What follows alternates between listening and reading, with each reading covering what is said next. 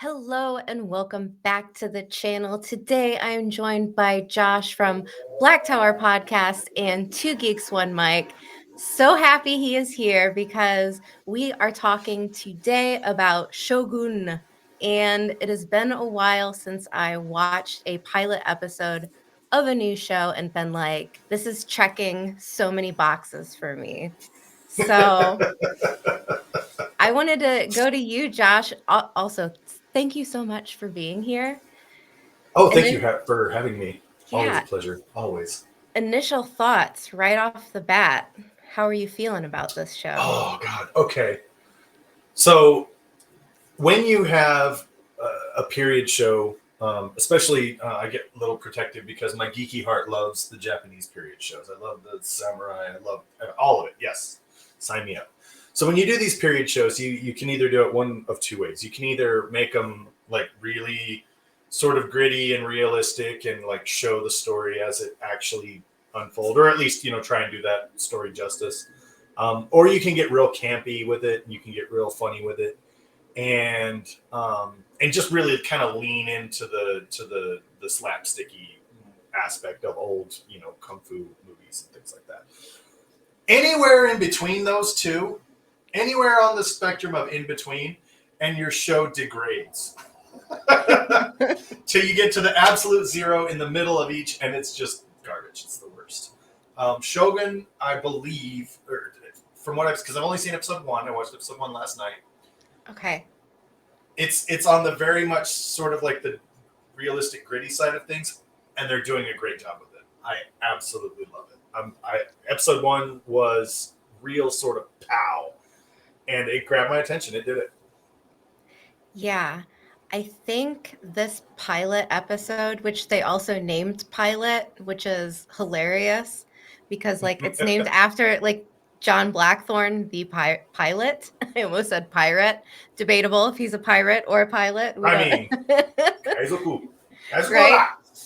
But I really love how the show just introduces us to this character first because he really just I wouldn't call him the protagonist because I think that's Toranaga, but he's like this antagonistic force where he just shows up in Japan like a storm, and his presence there is going to cause problems for everyone who's involved in this power struggle that's happening because the current leader is deceased, his child is too young to rule. So we've got five guys who are going to duke it out.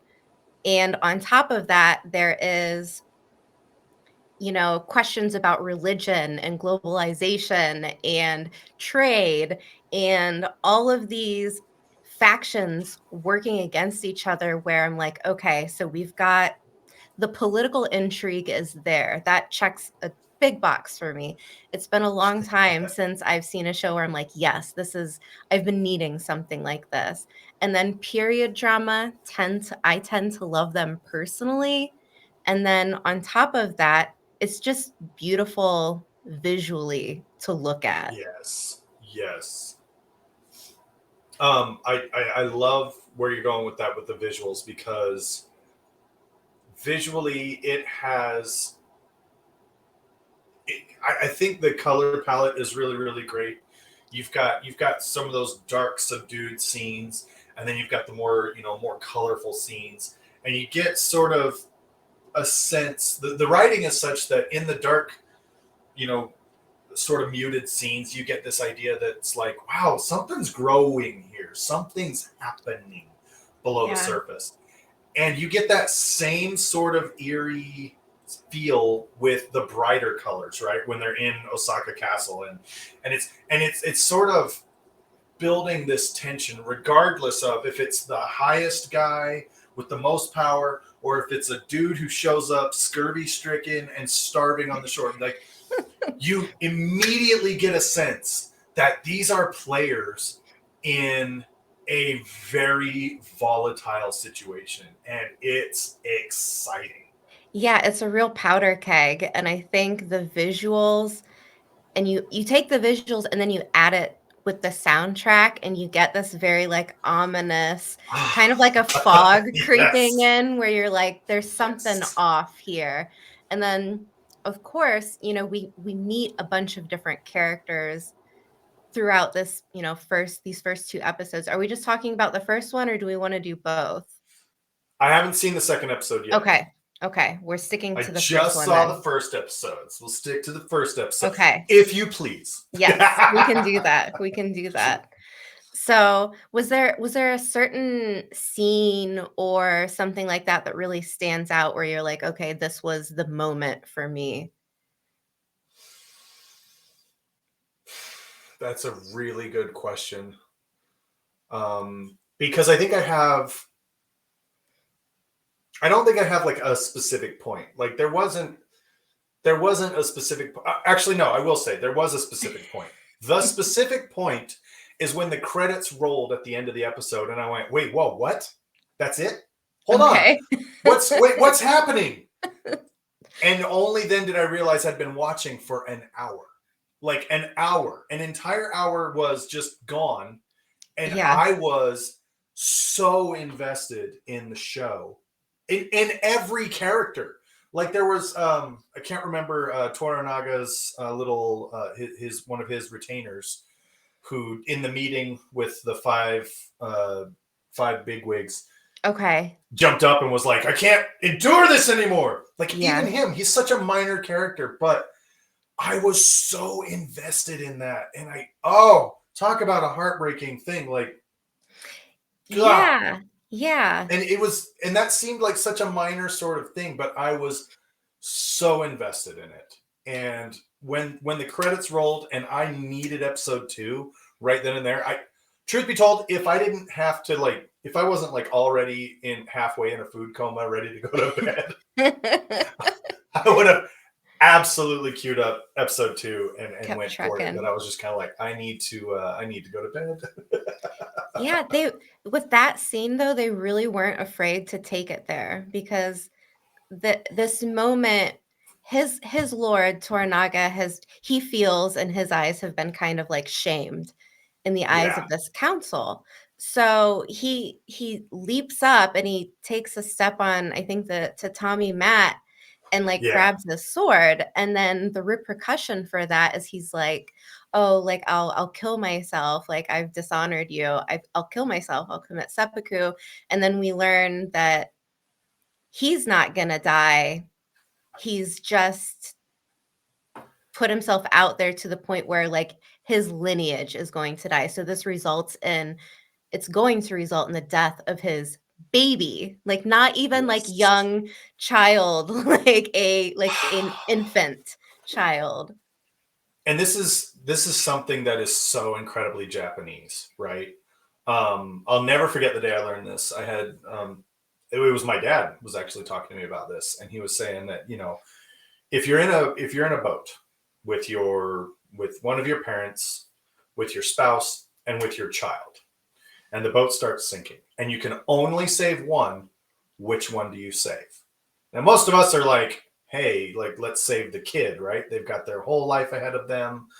Like, I'm going to save the kid. I'm going to kiss my spouse and be like, we had a good run. I'm saving the kid. And we go, right? And that's a very Western way of thinking, like protect the children kind of thing. Yeah, I mean, like Titanic, women and children first. Exactly. You know? And in Japan, though, that's not the case.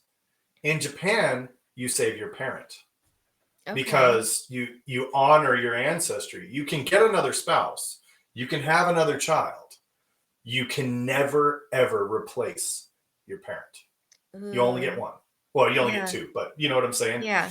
And so I love that they kind of wrote that scene into there. It was like, granted, like losing a child is not easy. Like nobody's ever going to say it is. Right. But when he says, look, I need this kid. He's good. But you're right. This can't go unpunished. So have him go ahead and get rid of his kid. And it's just like, how can you be so heartless? And like, actually, it's a very Japanese thing. Like, that's a very, you're good. Yeah. Oh, cool. Thanks, I guess. Right? I did think that scene was very, I mean, really like beautifully executed because it's so chilling, but also at first, Yeah. from the Western aspect, like me watching, I'm like, oh my God, did this guy really just say what I think he said? Oh, what are you doing, my guy? Like what? Ugh, come on now, buddy.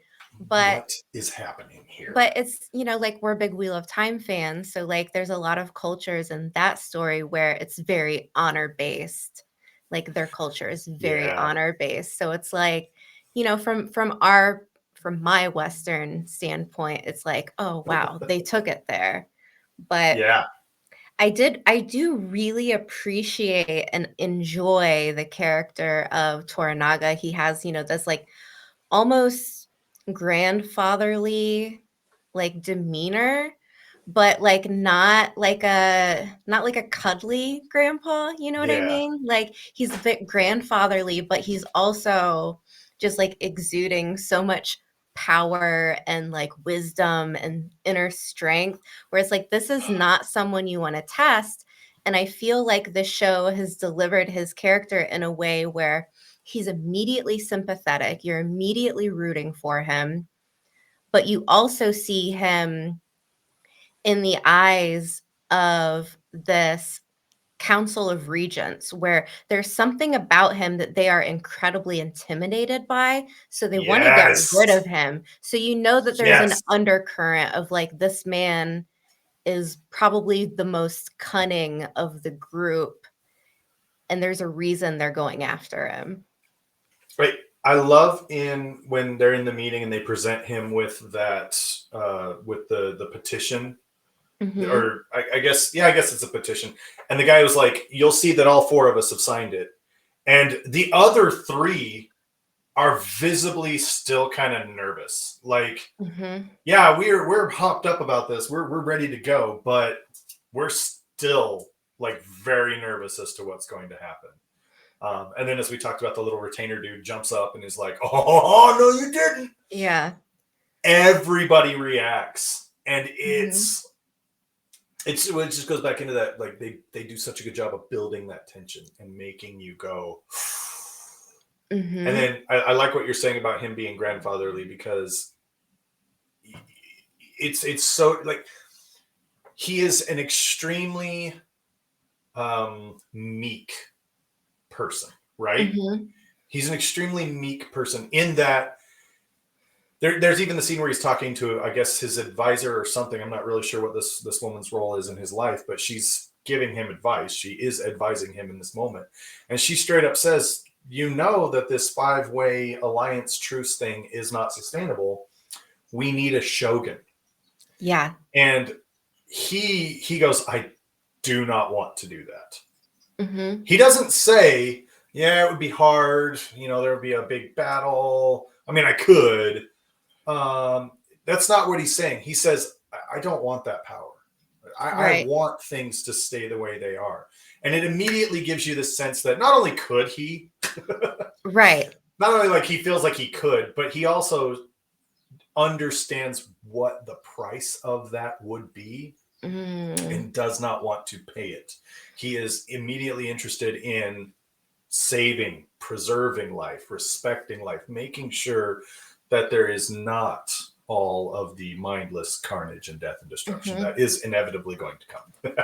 Yeah, I think it's a really interesting way to play this character because they could have had him be a little bit more mm, outwardly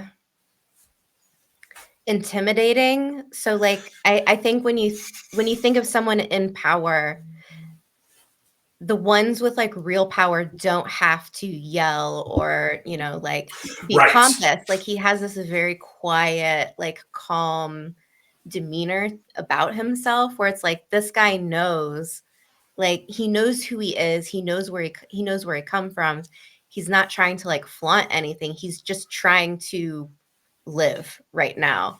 And Yeah. he's so wrapped up in what these other regents are doing, that it's just, it's going to end bad. Like, the story isn't going to be all like harmony, everything's going to be fine. I mean, we've already talked about like the first couple, big moments where it's like, oh, like a child's going to die. Okay.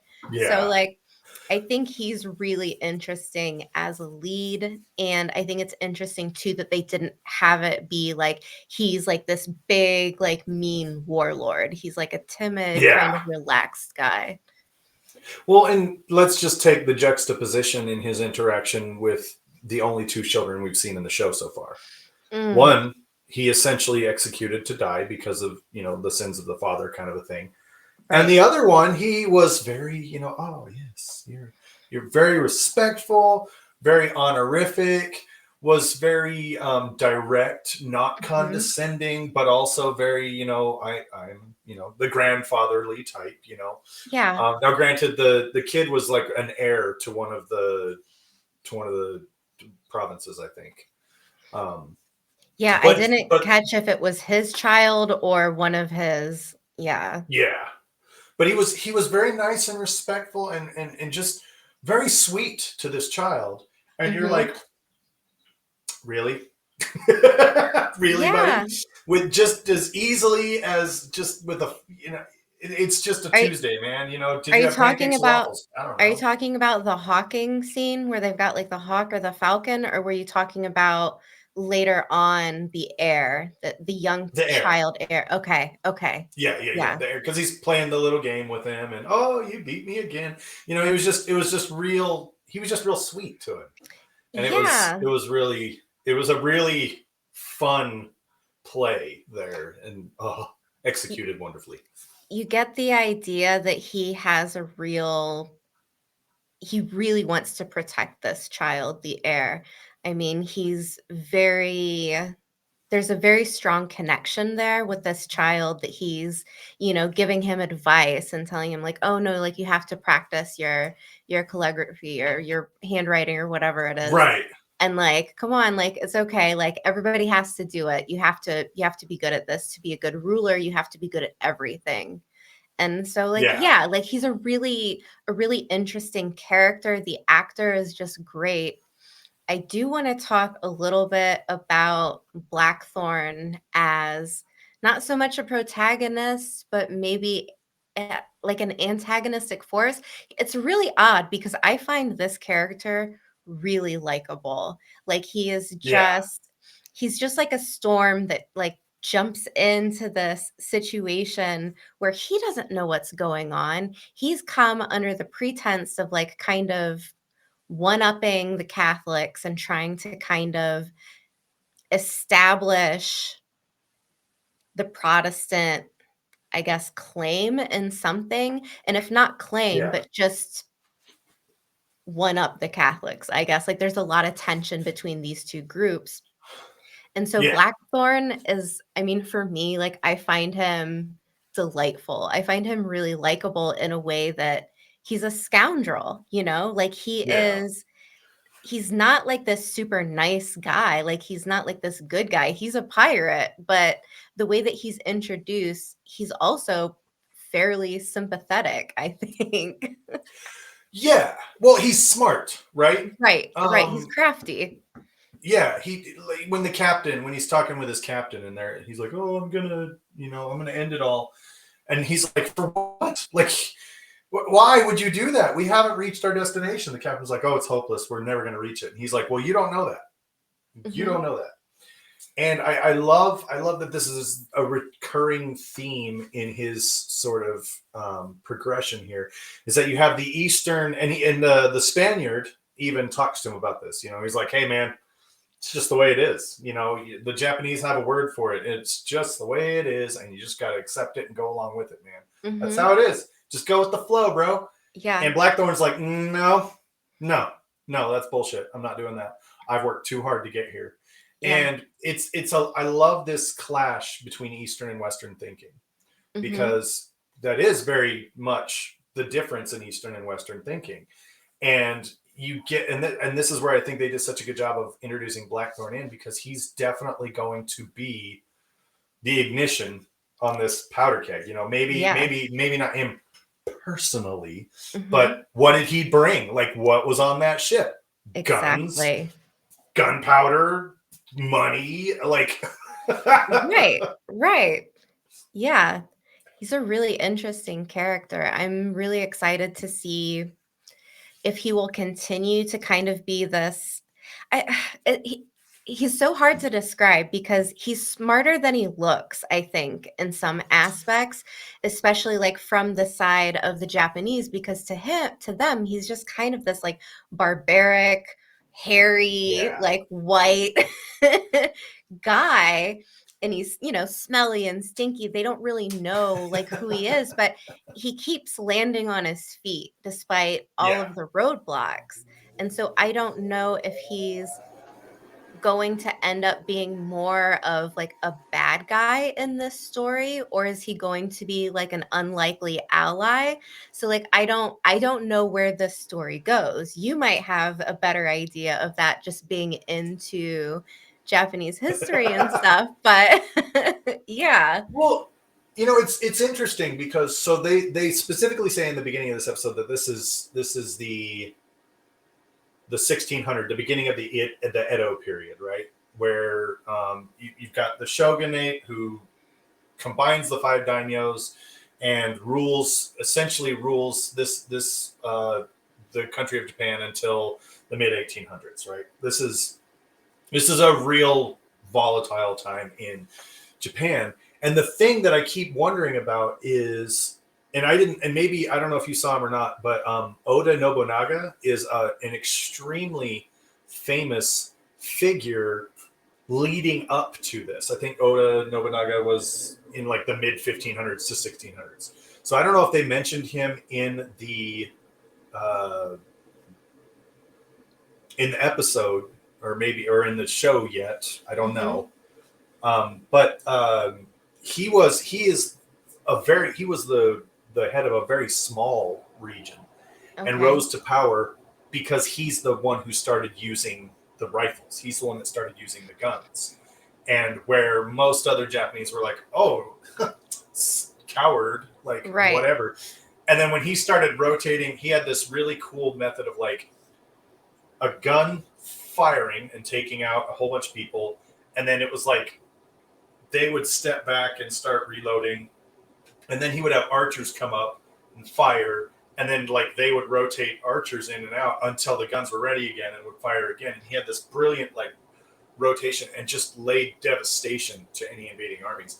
And I need to look into it. And by the time we record the next episode, I will have.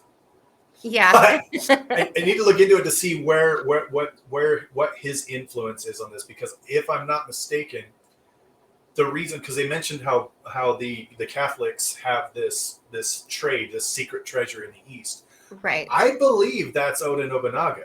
I believe that's him that's been buying guns, and I think that Toranaga is going to be introduced to these rifles with another source, Okay. and that's what's going to start kicking some things off. The other thing is I'm not sure Oda Nobunaga is alive at this point in time in the history. So, like I said, I'll have to look into that. But Right. it very much has this, that's the way things are right now. And then you introduce Blackthorn in, and it's like wild card. What's going to happen? A Exactly. lot. What? We don't Exactly. know, but a lot. Mhm. Yeah. I really loved the interaction between Blackthorn and his interpreter.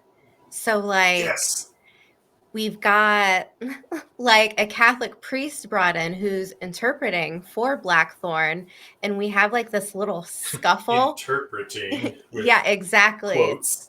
Right, but it's just like he takes the cross off of this guy and he like throws it on the ground and he's like stomping on it, trying to like show them like, look, like me and him, we're not friends. Like he's my enemy. Like I don't like this guy. And he's trying to like get it Yeah. through that there's like something going on because he knows in the back of his head, I think that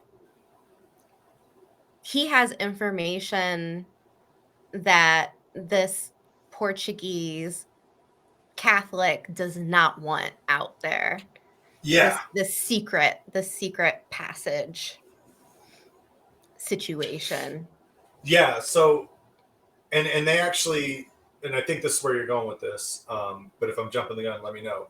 Oh, you're fine. Actually, after this interaction, we meet up with Rodriguez, who's a Spaniard, Yes. but he's also sort of like a merchant dude, and he was his delightful, loyalty, by the way. Delightful. delightful.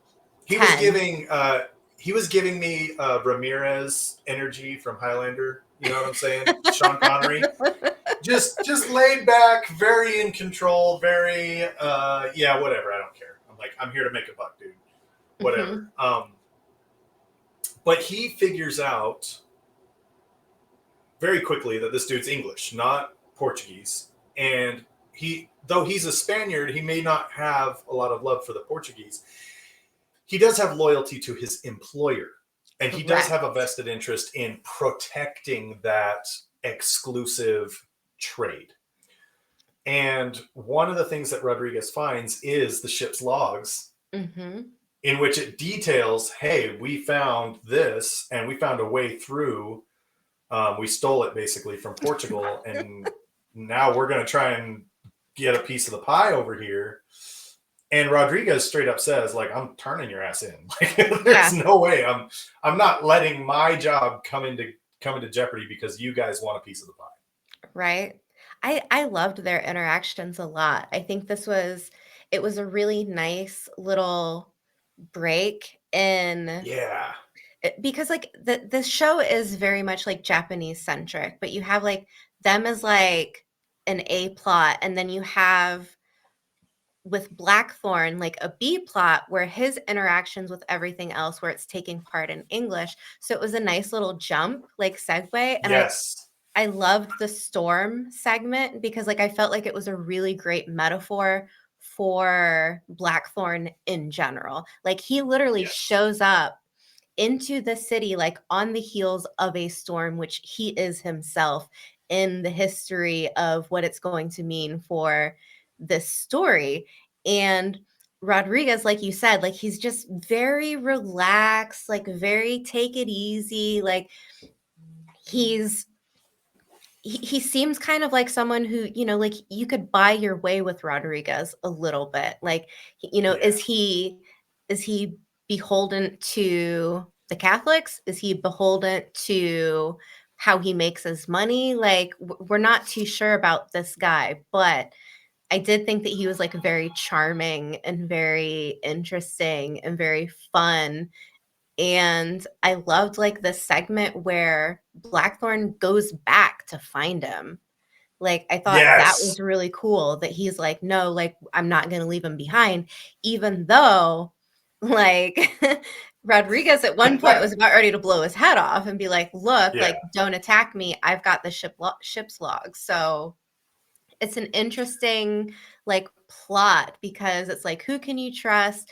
Okay, maybe he's not trustworthy talking about Blackthorne, but then he did end up going back for the guy. So they've got a real frenemies vibe going right now that I'm really into because, you know, it's like going to the other side of the world, meeting someone from your hometown.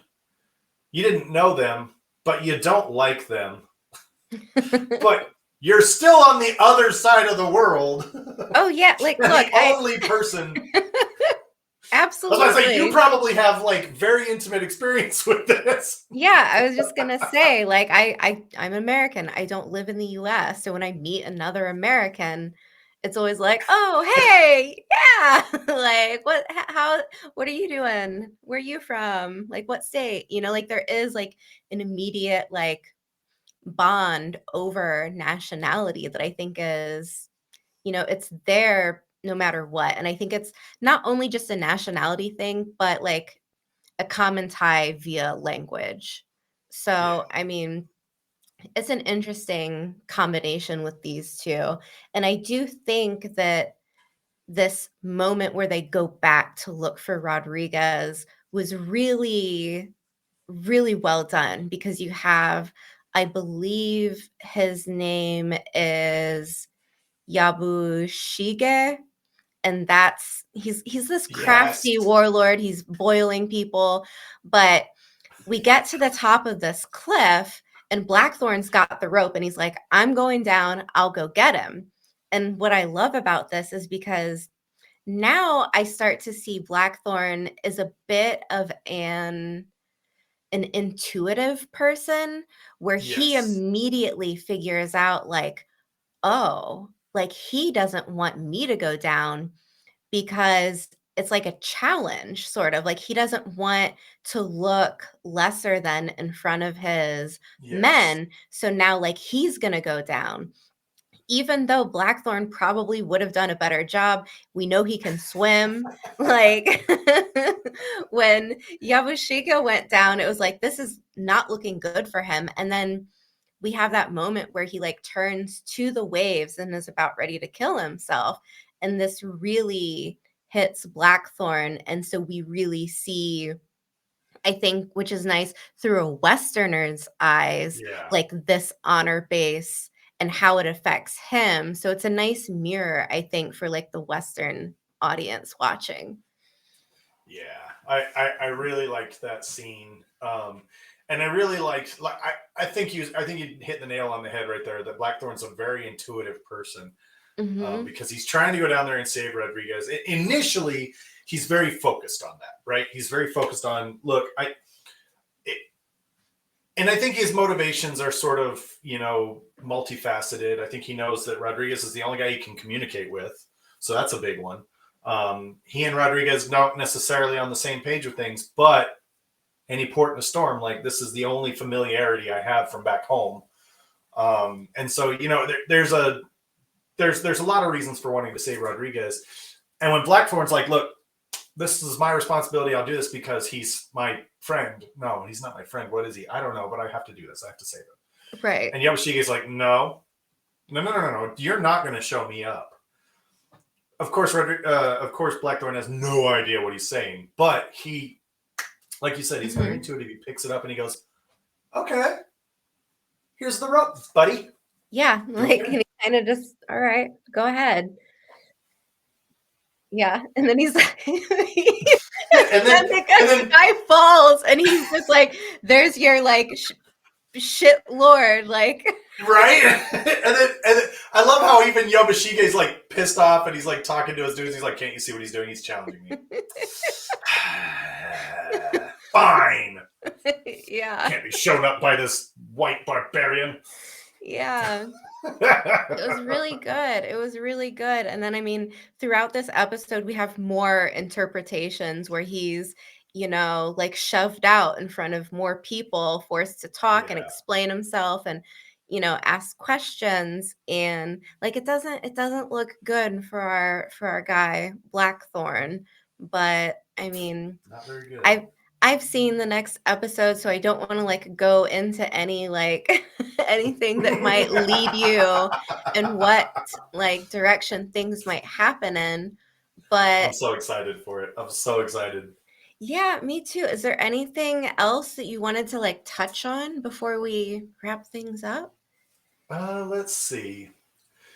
Just that, like I said, like, for anybody wanting to watch the show, there are a couple things. Like, one, it does switch back and forth between Japanese and English, so it's not a casual watch. Like, you do have to be engaged.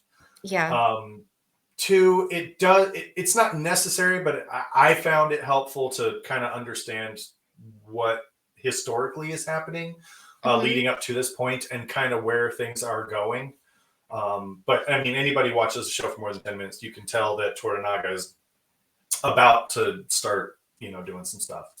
And the final sort of point that I that we didn't really mention that I really love, just as sort of an illustration of how unafraid the show is to go there. Yeah. And that's when they got Blackthorn. They just pulled him off the ship, right? And they're dragging him through the town. And there's the couple of Christian dudes. They're like, oh, is he a Christian? Like, oh, what's happening? And the one guy's trying to talk to him. And the retainer turns around and just cuts his head off. Yeah. And then just keeps going. And the scene there was really great because it was kind of just a flash. But there was absolutely a sword going through a neck, a head rolling down onto the ground, Yeah. and Blackthorne just being like,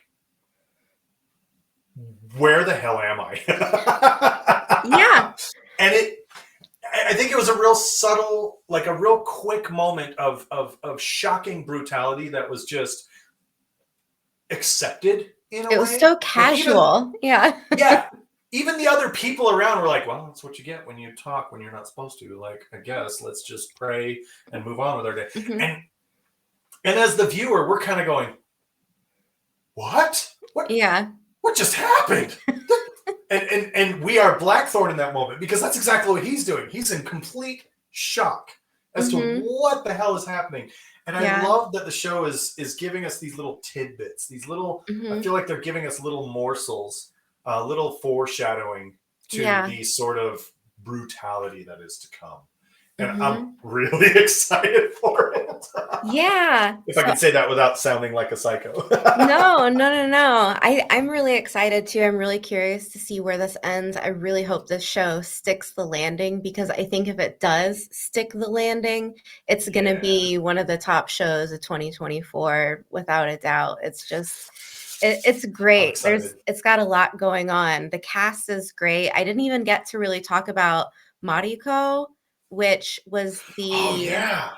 well, but when we do the next episode, I think there's a little bit more of her in the next episode. We'll talk about her then. Cool.